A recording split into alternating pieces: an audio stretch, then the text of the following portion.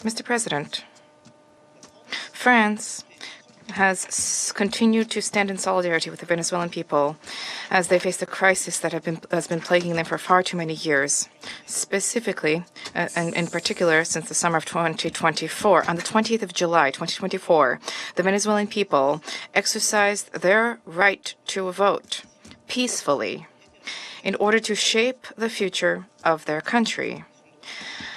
Their right to choose their leaders, nonetheless, has been stripped away from the people by Nicolas Maduro. Must we recall the facts?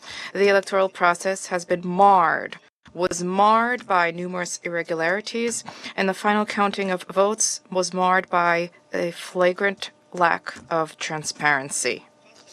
In light of the democratic aspirations of the Venezuelan people, Nicolas Maduro has systematically responded with the repression of dissident voices, of members of the opposition, and of civil society, as well as with numerous arbitrary detentions.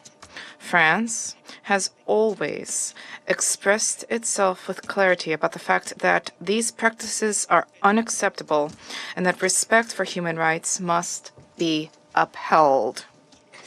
Mr. President, the military operation which has led to the capture of Nicolas Maduro runs counter to the principle of peaceful dispute resolution and runs counter to the principle of non-use of force.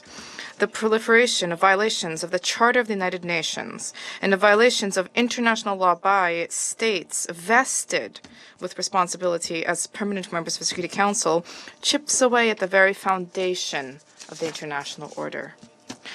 Contravening the principles of the Charter, including the principle of respect for independence and the territorial integrity of states, undermines the foundation of the United Nations and weakens international peace and security.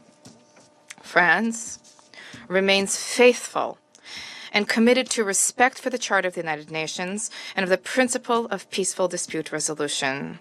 We have an obligation to uphold these principles at all times and in all places. Respect for these principles is indispensable. Mr. President, France wishes to reiterate our commitment to respect for the will of the Venezuelan people. The transition which is currently being opened up for Venezuela needs to be peaceful and democratic and carried out in a manner which respects the choice of the Venezuelan people, a sovereign people. This transition must be led by and for the Venezuelans.